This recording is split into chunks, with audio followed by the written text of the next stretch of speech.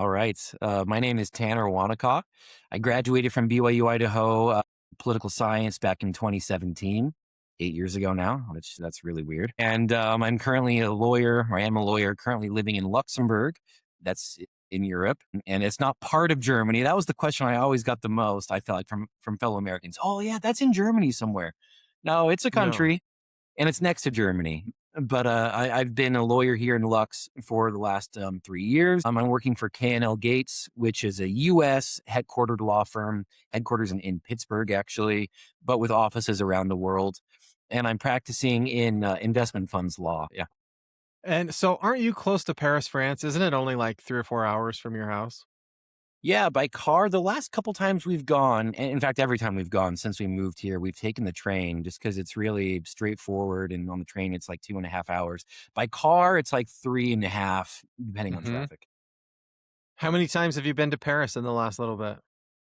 Oh, he caught me in a bluff, I guess, No, it's okay. just once since we Oh, moved okay. here. My son, when he was in Germany, I was like, "You've got to go to Paris." But his wife was afraid. She's like, "Oh, there's all this crime. The French hate us." So he only went to Paris like 2 or 3 months before they moved home, and he's like, "Why didn't I go sooner?" I'm like, "I don't know. Paris is great. It's a wonderful place to go." Parisians, I've got a few French coworkers, and a couple of them are from Paris, a couple of them are not from Paris, and they'll all say, yeah, Parisians have a stereotype, and it's definitely rooted in some truth. Maybe like how New Yorkers, would have a Mhm. stereotype. They are not always the friendliest bunch. But yeah, Americans, I don't know. I don't know. You have your Americans who are infatuated with the idea of going to Paris, and then you kind of have all the other ones who have some or not misconceptions necessarily, but who are really not fond of the idea. And it's really better than I think that crowd would say. It's a really nice place. So, Tanner, how did you get from BYU Idaho to where you are now? BYU Law, right? Yep. Okay, BYU so a lot of students want to get into BYU Law. What advice do you have for them to get into BYU Law? these days get really good grades and uh, and take a lot of practice LSATs. Did you know, Tanner, right now BYU has this exemption that if you got you have to get in the top 15% of your ACT or SAT in high school and Okay. have a GPA around 3.7, then So they go back will in time and do really well on your ACT. yeah, and then they'll waive the LSAT requirement for people. Okay. Yeah. That's great. That's not going to be as helpful probably for your students, but that's great. So I just want to know, when you say study hard, Tanner, how hard did you study for the LSAT? Not as hard as I should have. I thought that I studied hard. Really? Okay, so the reading comprehension, the I don't even remember what they all were. I have blanked it out. All the stuff that wasn't logic games, I felt very comfortable with, and I think I did a pretty good job. Uh, Logic games, though, it's a specific section of the LSAT, and I felt like I still feel like I don't really have the brain for that. But then B, I should have knowing. I mean, I knew at the time that it was going to be my weakest area, and I really should have just beat those to death, and I should have started sooner, and I didn't. So, I mean, if you're, a freshman or something at BYUI and you're seriously considering law school and you didn't do remarkably well on the ACT or SAT, then I would just say start doing just on the weekends, just whenever you got free time, like pound out a logic game. And there's so many. I mean, I'm sure there's YouTube videos up the wazoo and there's all sorts of books. I mean, just whenever you've got the time, hit that, because that section, if you figure them out, if you know how they work and you learn the rules, and there's a finite number of kind of rules to how those things work, then you're great. And then it's a lot of work to put in, but then it's kind of a free, however many points that section is. If you don't get it down, like I didn't, then it's going to be a struggle, and it'll hold you back. Would you advise students to take an easier major at BYU Idaho than political science so that they can get good grades? I'm going to be very candid and say that political science at the time I was there, I did not find it super strenuous. I don't know what you would do instead. I don't want to throw any other major under the bus. I don't know if you can go be a horticulture major or whatever, but like political science, what I found is that if I showed up to class, if I paid attention, if I took notes, if I did the homework, and if I studied a reasonable amount before an exam, I was fine. If I didn't get an A, I'd get an A minus. If I didn't get an A minus, I'd get a B plus at worst. There were a couple classes where I didn't quite meet that bar of preparation and or work, and I mean, I could see the result. And there was maybe I could probably count on 5 hands the number of classes I took that really I put in a lot of work and still felt incredibly stretched. Most of the classes I took, as long as I put in an honest effort, then I felt like I did fine. And did you feel that same way about law school? No, Tell me more. it was so most law schools, I mean, I can't speak for them all, but the general idea is that they grade you on a force curve. So that's the first thing. And so a force curve, basically how that works is that when you take the final exam, and the second thing, I'll just cut in this, interrupt myself. The second thing is that your grade is at least 90% composed of your final exam, right? So it's different from the undergraduate experience I had. I had a couple law school classes where there were some assignments that actually factored into your grade, but most of them was 100% final exam. And so when it came time to the final exam, which was going to be your grade, the forced curve means that when the professor is grading the exams, they grade them all, or they review them all, and then whoever did the best, whoever spotted the most issues on the issue spotter questions or whatever, that's the 4.0.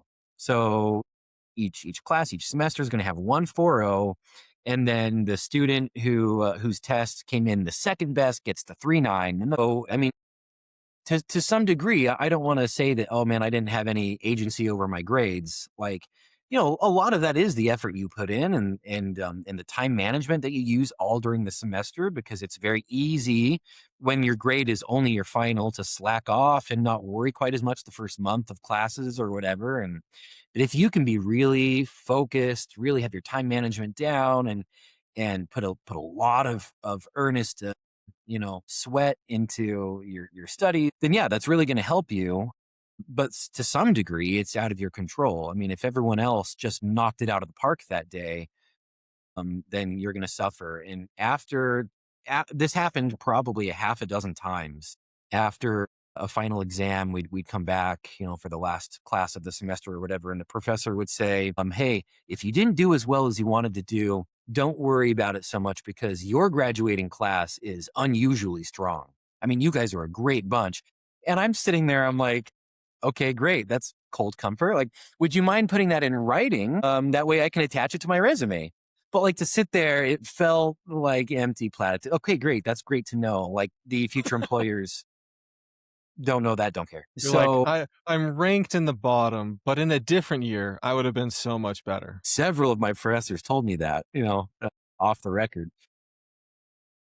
Well, Yeah. let me So no, I mean, law school it was incredibly challenging. The issues become more intellectually challenging, and there's just an inherent level of competition day in, day out. Even at BYU Provo, where everyone's super nice, and the cutthroat, tendencies are a little bit, to the extent they exist, they're more covered up by a veneer of BYU niceness and whatever. I hope I'm not sounding too cynical, but No, it's I mean, that's just a whole other ballgame. yeah, so I want to ask you more about that. So someone I interviewed who went to BYU Law said, my political science degree at BYU Idaho prepared me well for BYU Law because I knew all kinds of background that other students didn't necessarily have. But then offline, I was like, yeah, but I think we did a bad job preparing you for the competitive nature of law school. Like in some ways, BYU Idaho, we do group work, we do teamwork, you can free ride. We're so lovey dovey about things. What do you think Which about I how really well? liked. So, what do you think about BYU Idaho as preparation for BYU? Yeah, it's well, some of if I just say law school generally, like if you're getting ready to go into an environment where one test is going to determine how you do, and you're being pit very directly against your peers, and everyone knows it going in. I mean, it's going to be hard to prepare adequately for that. You're going to have to be able to just swim when you get thrown in to that. And I found that a little bit jarring. I mean, yeah, at BYU Idaho and probably a lot of places for undergrad, Yeah, we're all helping each other out, and there's so many chances throughout the semester to work on your grade, and I felt, and the professors, don't get me wrong, at BYU Law the professors were very available, but there's a little bit more of an incentive. I mean, they're very focused on their ranking, and so they're putting their backs behind students that they feel like have what it takes to really be placed into great positions after graduation, and they'll help anyone who comes. I'm not saying they won't, but there's another level at BYUI political science of like, hey, we'll put in whatever any amount of hours you want to invest into this class. I will invest with you. Our TAs will invest with you. And it just felt a little bit more. I mean, it was, those resources were perfectly available, and it was, you had to work a little bit harder to have. I don't know if I'd say the same chance in that environment, but yeah, it's just a different animal.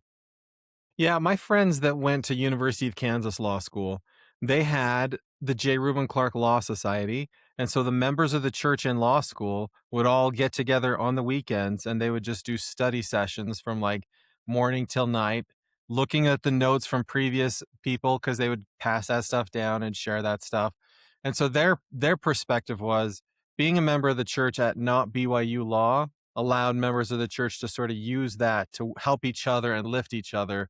Yeah. Whereas at BYU, everybody's a member of the church and there's no Yeah, I think incentive to like, 90 it was 90 between 90 and 95% of my graduating class were church members. yeah. What would you tell students to do while they're at BYU Idaho to prepare for law school? Let's see.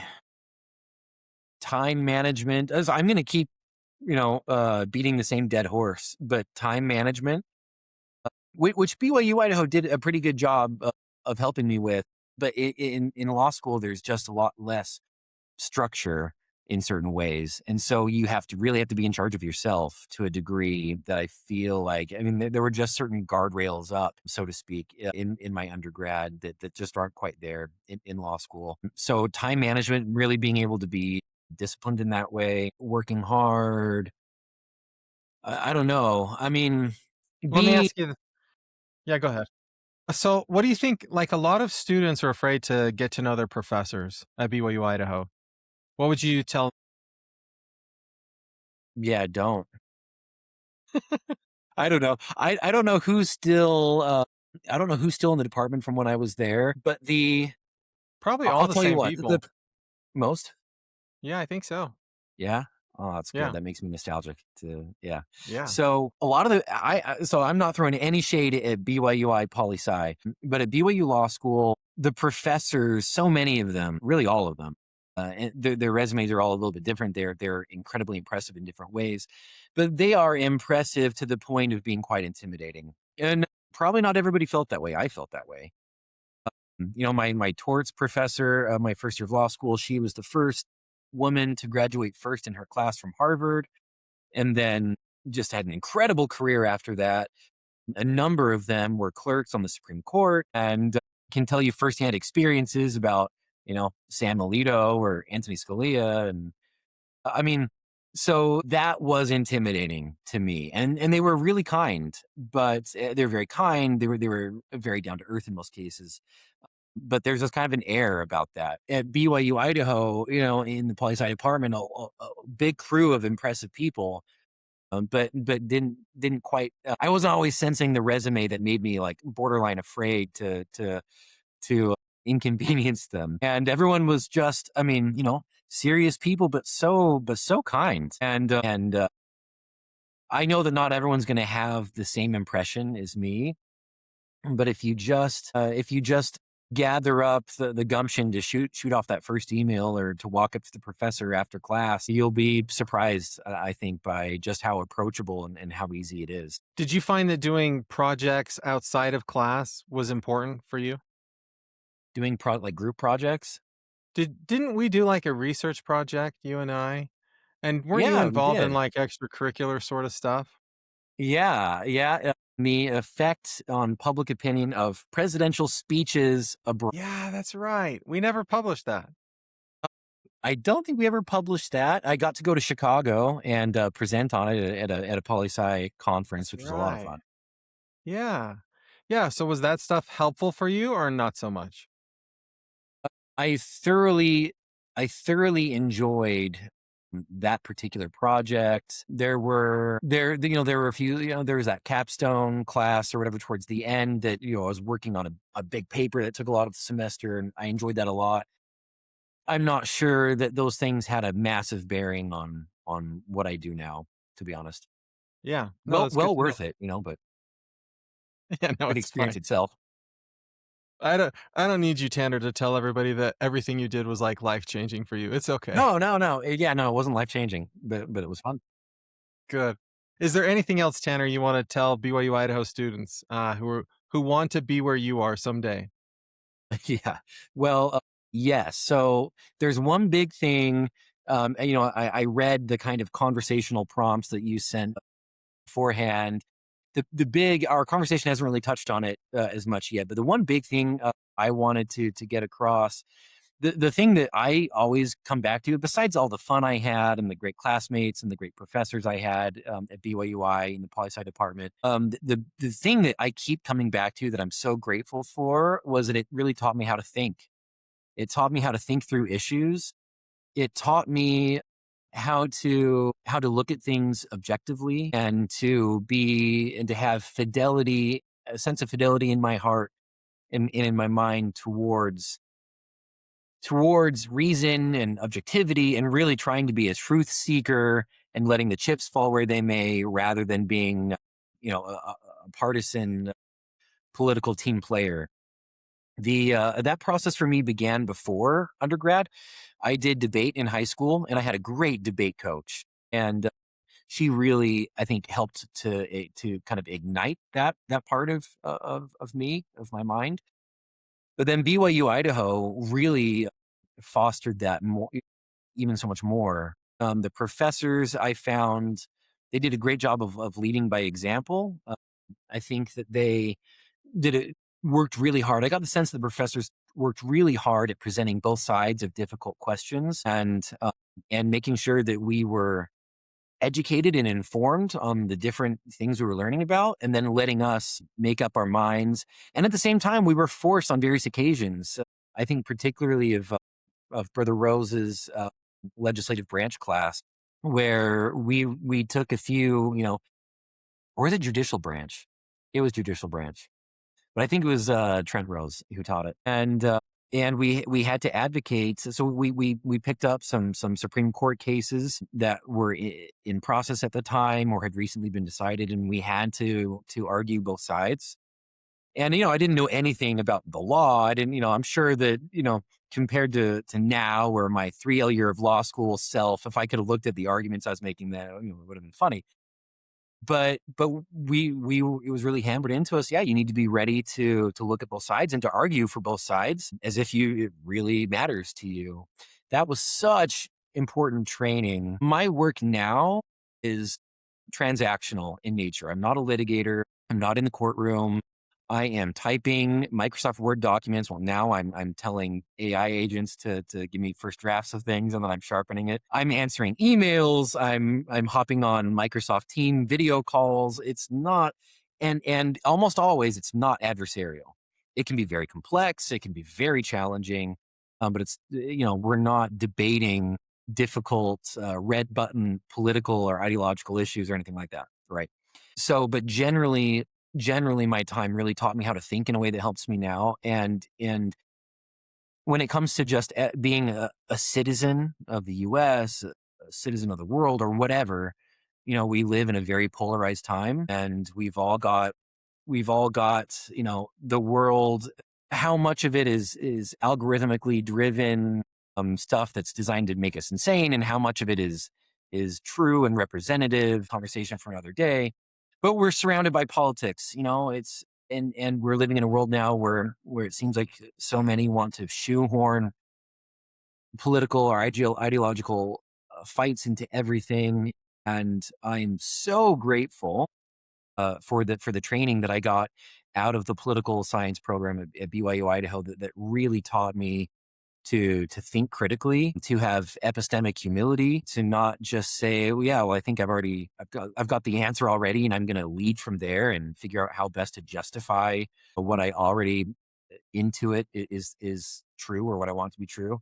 But really, I'm going to go and I'm going to work as hard as I can to figure out what's going on in the world, to figure out the closest that I think I can, to come as close as I think I can toward true north in terms of deciphering answers to difficult and sometimes divisive issues and questions. And I wish that more people had that training. Some people it comes really natural, and I think other people really have to work on that and to receive some level of education to be able to figure out how to do that.